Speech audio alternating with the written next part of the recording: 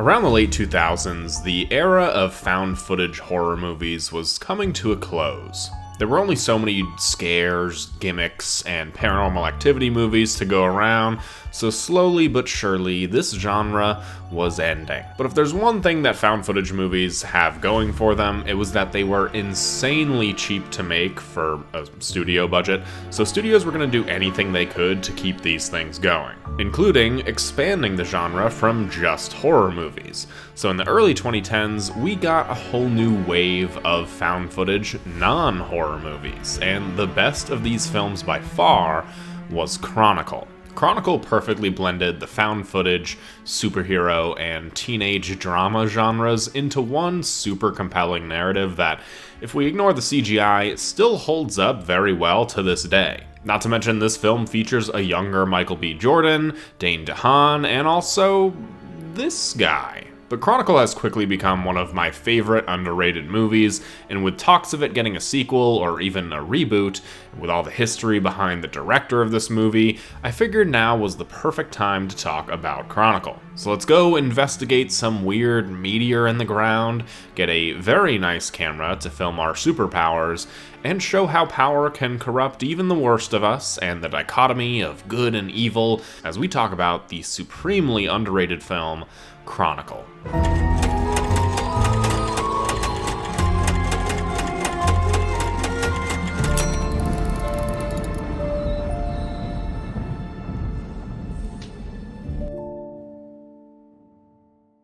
So for those of you who have never seen Chronicle, it's your incredibly basic superhero film. It's an origin story for both a hero and a villain. The villain has his own motivations and history that the audience can sympathize with, while the hero has a love interest, a strict moral code, and both overlooks and underestimates the villain. So it's a movie that you've probably seen before, maybe dozens of times before, but where this movie differs is its realistic portrayal of this story. The film utilizes the found footage aspect to give it that realistic flair, but the superhero comparisons do take a back seat to the characters and their dynamics and overall high school drama, and not in a bad sense. By the end of the movie, the hero and villain don't don masks under vigilante pseudonyms, because it's not that kind of movie. It's a realistic depiction on what teenage boys would do if they had powers, and how their backgrounds influence the people they go on to become with these powers. There's no music, no other cameras besides the ones that the characters hold, at least not for a while, and the CGI isn't going to blow you away, so the characters really had to do a lot of the legwork for this movie. And there's three main characters in this movie, each one with a different social status and dynamic, and the three of them together is what truly makes this film work. They feel like a real trio of friends, probably because the director forced them to live together before filming the movie, so they were just real friends. First off, there's Andrew. We open the movie through his point of view, and we see that his life is not that great. His father's abusive, his mother's sick, he eats lunch alone at school, gets relentlessly bullied by both people at school and in his neighborhood, but we see all of this and it makes it really easy to sympathize or even empathize with him as a character. His only real friend, come to find out, is his cousin named Matt, who has a pretty easy high school life. He's the typical stoner, pretentiously philosophical guy and talks about how lame high school and the hierarchy of popularity is, but it's pretty easy for him to criticize because he's not at the bottom of the totem pole like his cousin Andrew. But Matt does care for Andrew, and we learn a lot more about this as the film goes on, but he realizes who Andrew is and worries for his well-being. He even tries to help Andrew by bringing him to a party and telling him to go off and do his own thing, aka every introvert's worst nightmare. Things don't go too well for Andrew at the party, and that's where he meets Steve. Steve is the ultra popular kid. We see earlier that everybody is campaigning for him to be the class president. He's very clearly loved by everybody around him, and usually these people hold some dark secrets. And while Steve does have some stuff to hide, he's actually a great dude. He just oozes charisma, and it's incredibly easy to like him. He greets Andrew and has him come along just because they found some sort of meteor in the ground. So the three of them all go inside this hole in the ground, they all touch the meteor, and the camera freaks out and cuts to black. And they all die. Now, this is where the found footage aspect comes into play. In every other superhero movie, there's an additional 15 to 30 minutes of everybody discovering their powers and talking to each other about the strange and unbelievable things going on with them. But we've seen all those stories before. We can just cut ahead from all this to them actually having powers. Very quickly, Andrew is much better at the whole power thing than the other two, and it makes him feel like he belongs for once. We also cut ahead from the three of them really building up their dynamic and friendship, and usually I would consider this a bad thing that all of this happens off screen, but I think the chemistry that these three have throughout the rest of the second act takes this negative away from me. I can assume what went down because I've seen this story before, and it's easy to see why and how their dynamic grew to begin with. They have some theories about their powers. The meteor gave them radioactive abilities, the government was hiding this and they're somehow behind it, but when they return to the site, it's caved in, and that's all we kind of get when it comes to answers. Everything else from this world comes about them talking about the powers themselves. They talk about how it's like a muscle and it needs to be worked out, it can't be stretched too thin or else it breaks, and that's when they get nosebleeds. Andrew talks about imagining a force field around his hand and then nothing can hurt him. It's a lot of incredibly realistic conversations that give the audience a really great grasp on how these powers actually work. They also seem to have a shared connection, because when Andrew is hurting, Matt and Steve get nosebleeds, and Steve seems to know right where Andrew is. But before all that, we get to see what would realistically happen if a bunch of male teenagers had superpowers, and honestly, I love this entire sequence. They aren't super careful about hiding things, they're pulling pranks on people, doing things in public with no care about really being seen. They continue learning about their powers, how they have telekinesis, and they even teach themselves how to fly. They have to dress for extreme temperatures because it would be very cold.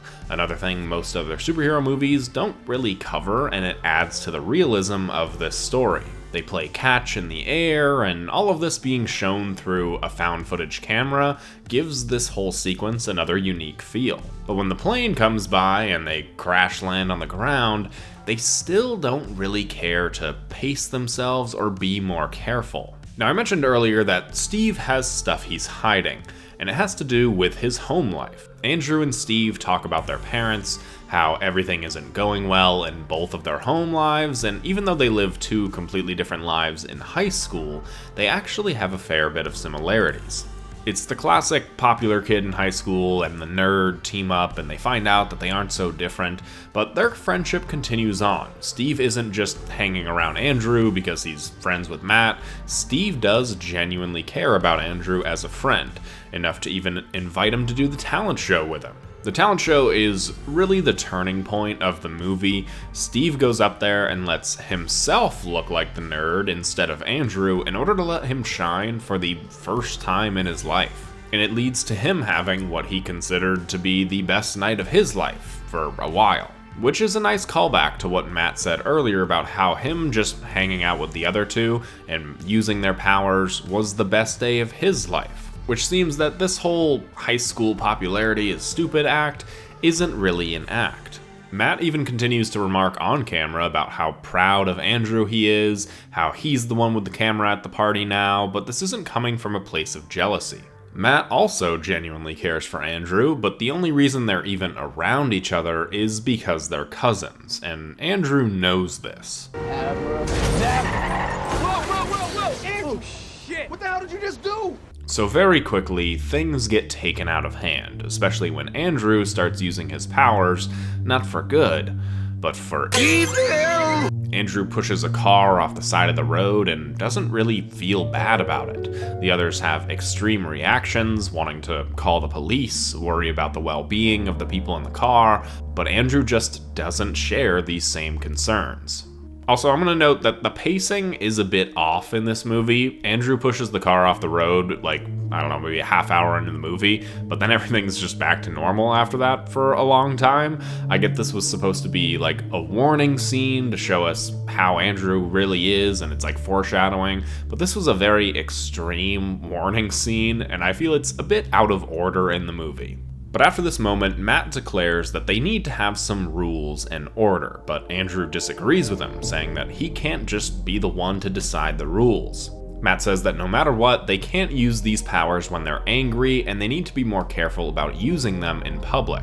Matt is the Obi-Wan to Andrew's Anakin. He's the superhero to Andrew's supervillain. And with them being estranged cousins to friends, it adds an extra personal touch to this story. But it's a bit deeper than that, because Matt is not just some bona fide good guy. He's a deeply flawed character as well. Like I said earlier, Matt seems to have this hyperfixation on high school popularity and how it's stupid, but it's easy for him to say that when he doesn't really have any issues with popularity and making friends. He's blind to the fact that Andrew is the one who's actually struggling with popularity until it's far too late.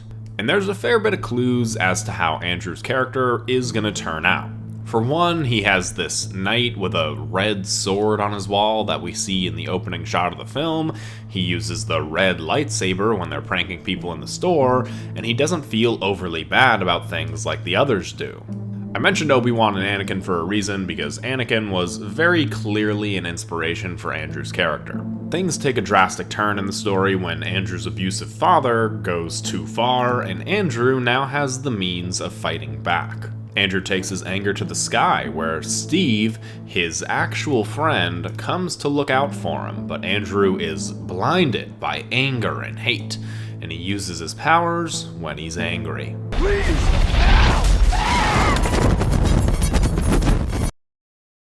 Steve's death truly is insanely tragic. He dies less than an hour into the film, yet his character makes the biggest impression in the entire movie. Steve was Andrew's actual friend. Sure, because they had this shared experience and got powers together, but it wasn't just because of that. They also had shared trauma from their home lives and bonded because of it. They hung out, just the two of them. Andrew is wrong, saying that Steve didn't care for him and he never did. And this is the point where Andrew becomes too far gone, and he becomes the bona fide villain of the movie. Stuff at school returns to how things were before Andrew had powers and before he was friends with Steve, but now he knows he can fight back, so he does, but he sees absolutely nothing wrong with what he's doing, bragging about how clean the teeth he pulled from his bully are. Andrew talks about being the apex predator, the creature at the top of the food chain because nothing around him can hurt him.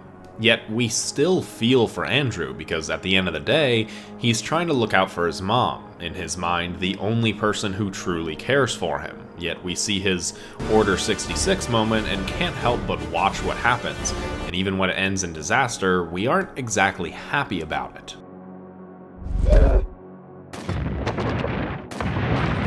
It's here where we enter the third act of the movie, and it's at this point where the movie goes crazy. For a movie with a pretty grounded concept, the third act goes balls to the wall. It's very big scale, a bit bigger of a scale than I think this movie's budget allotted, but this final act does look much better CGI-wise than the rest of the movie. Camera motivation gets thrown out the window. Andrew is in the hospital, yet his camera is set up looking at him. But this is where Casey having a camera definitely helps the narrative. In fact, I think that her whole character is in this movie, so that way we can have Matt's point of view in the last act. But even this dies off pretty quickly. It's all news and cell phone footage to, I think, just actual movie cameras, because some of these shots at the end don't really make any sense. But this is the very classic hero versus villain moment that every superhero movie has.